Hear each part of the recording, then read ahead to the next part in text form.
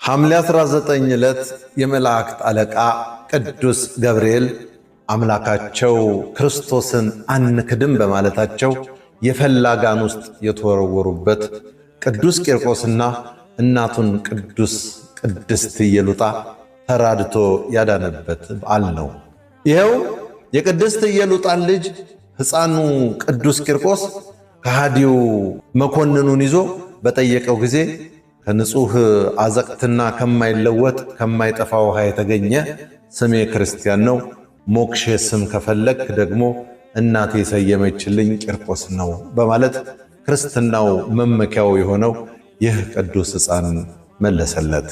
መኮንኑም ለአማልክት ከሰዋህ ስታድግ ሾህምሃለው ክርስቶስን ካድ ቢለው፣ ቅዱስ ቂርቆስ ግን የሰይጣን መልእክተኛ ለእውነትም ጠላቷ የሆንክ ከኔ ራቅ አለው።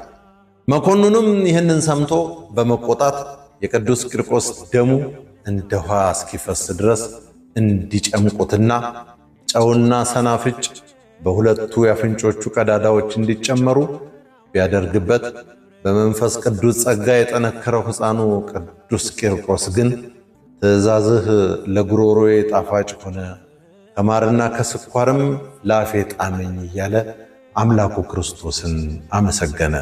መኮንኑ በዚህ ሳያበቃ እናትና ልጇ በክፉ አሟሟት እንዲሞቱ በማሰብ የረዘሙና የተሳሉ በሳትም እንደ ፍም የጋሉ 14 የብረት ችንካሮች እንዲመጡ አስደርጎ 7ቱ በእናቱ አካላት 7ቱ በሕፃኑ ሰውነት ላይ እንዲሰካ ቢያስደርግም በጌታችን ትእዛዝ ግለቱ ጠፍቶ እንደ በረዶ በመቀዝቀዝ ምንም ጉዳት ሳያደርስባቸው ቀረ።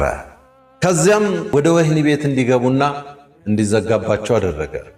ከዚያም ሕፃኑና እናቱ የሚሰቃዩበት ታላቅ መንኮራኩር ለ40 ቀናት ተሰርቶ ካለቀ በኋላ ሁለቱንም በደረቁ ራሳቸውን ላጭተው የእሳት ፍምን በላያቸው ላይ ቢያደርጉም የእግዚአብሔር መልአክ ስቃዮችን ሁሉ ከነርሱ አራቀላቸው።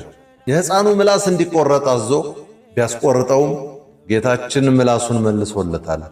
በታላቅ ጋን ውሃ አፍልተው ሕፃኑንና እናቱን እንዲጨምሯቸው ሲያዝ ከሚፍለቀለቀው ውሃ ድምፅ የተነሳ ለጊዜው እናቱ ፍርሃት ሥጋዊ ያገኛትም፣ ልጇም ወደ ጌታችን በጸለየላት ጊዜ ፍርሃቱ ርቆላት ከልጇ ጋር ስትገባ መልአከ ብርሃን ቅዱስ ገብርኤል ወርዶ ውሃውን አቀዝቅዞ ሐምሌ 19 አውጥቷቸዋል።